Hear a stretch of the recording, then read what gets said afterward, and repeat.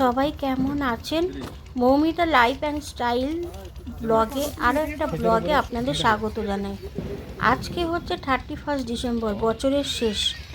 একটা নতুন বছর আমাদের দোরগোড়ায় দাঁড়িয়ে আছে। কয়েকক্ষণের মধ্যেই আমাদের আবার নতুন বছর চলে আসবে, 2025। তাই সবাইকে অ্যাডভান্স হ্যাপি নিউ ইয়ার। সবাই ভালো থাকবেন, সুস্থ থাকবেন, সাবধানে থাকবেন। আজকে আমাদের একটা ছোটোখাটো পিকনিক ছিল। পিকনিকটা ছিল হচ্ছে খড়িবাড়িতে। যেতে যেতে মাঠের সামনে একটু দাঁড়ালাম, দাঁড়িয়ে একটু চারিপাশের পরিবেশটা দেখাচ্ছিলাম। এত সুন্দর পরিবেশটা লাগছিল। তখন 4:30 পৌনে 5টা বাজে বিকেল।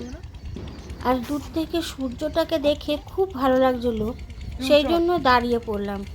আজকে যাচ্ছি পিকনিক করতে, আমি, ননদ, পাপুদা, ননদের ছেলের বন্ধুরা, আমার ছেলে, সবাই মিলে যাচ্ছিলাম খড়িবাড়িতে, ইসমাইলদার বাড়িতে। চলুন তাহলে। আজকে সারা দিনটা খুব মজা করে কাটিয়েছিলাম।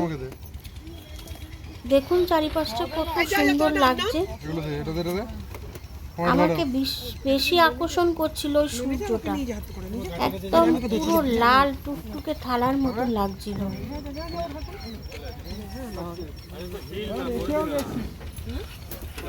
আর মাঠের ক্ষেতটা দেখুন, চাষের ক্ষেতটা দেখুন, কত সুন্দর লাগছিল পরিবেশটা। না না, আমি তো ব্যস্ত যাচ্ছি, চলো।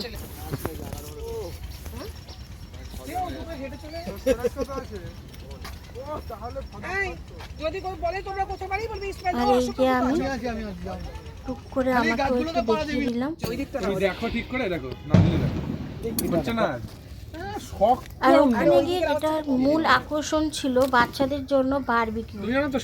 দিভাই সকালবেলা সব চিকেন কিনে চিকেনগুলো কাবাব করার জন্য সব মশলা ম্যারিনেট করে নিয়ে গেছিলো।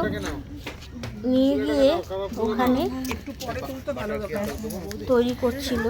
আর চারিপাশে বসেছিল রিবু, সোনু, আমার ছেলে,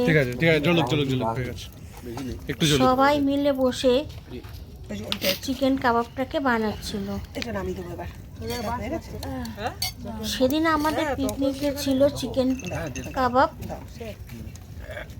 স্টার্টারে, আর বিরিয়ানি, চিকেন বিরিয়ানি, মিষ্টি, দই।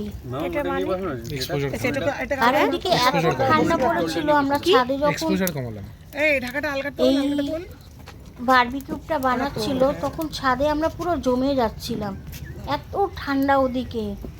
সাধারণত কলকাতায় এত ঠান্ডা পড়ে না, কিন্তু ওদের ওই দিকটা গ্রামের দিক তো খুব ঠান্ডা পড়েছিল।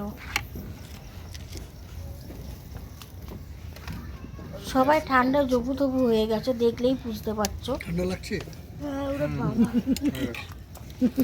যখন যাবে তখন দেখতে পাবে কিরকম ঠান্ডা লাগবে। কত সুন্দর হয়েছে দেখতে, যত সুন্দর হয়েছে খেতেও নাকি ততটাই সুন্দর। আর দিভাইয়ের বানানো তো সুইটশার্ট পরতে হবে না, তুই জ্যাকেট পর তাহলেই হয়ে যাবে। কচু ঘি হবে, আসার সময় ঠান্ডা লাগছে জ্যাকেট পরে। মনে হয় 4,000 টাকার কেন জিজ্ঞেস করছো? ও নিয়ে যাবে তো, অসুবিধা নেই নিয়ে গেলে। এটা হচ্ছে সুজয়দা, এই যে আমার ছেলে সোনু, ওটা হচ্ছে সিজিতা, রিবু, এরা সব হচ্ছে আমার ভাগ্নে। আমি সাবিনাকে বলছি, সাবিনা ওটা দি, মানে আমার ননদের ছেলে। লেবু আছে, স্যালাড আছে, সব এবার তোমরা দেবে, আমি দিতে পারবো না। ওটা নেবে না, মা অ্যাকচুয়ালি বেসিক্যালি বসে গেছে, যাবে শাকনি কাকের উপর বসেছিল। যাই হোক, আজকে বছরের শেষের দিনটা ভালোই কাটলো। স্মৃতির অধ্যায়ে আরো একটা পাতা যোগ হলো। বছরের শুরু যেন সবার ভালো হয়, সবাই সুস্থ থাকবেন, সাবধানে থাকবেন, ভালো থাকবেন, সবসময় এই কামনাই করি। নতুন বছর, নতুন পথ চলা শুরু সবার। বলো। আজকে ব্লগটা এখানেই শেষ করলাম, কেমন লাগলো জানাবেন।